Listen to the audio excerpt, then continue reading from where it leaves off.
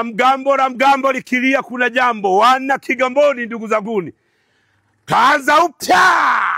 Ameanza upya. Inaitwa Wasafi Soap. Hii inaitwa Wasafi Soap. Swali. Je, Wasafi Soap ataweza?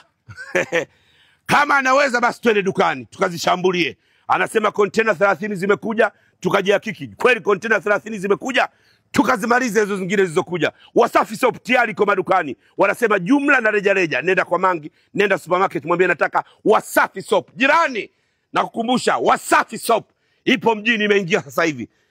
Kavunja ukimya. Ataweza? Wasafi Soap nakukumbusha jirani, iko madukani. Mzigo huu hapa. Mimi nina mche wangu miwili, je na wewe una miche miwili?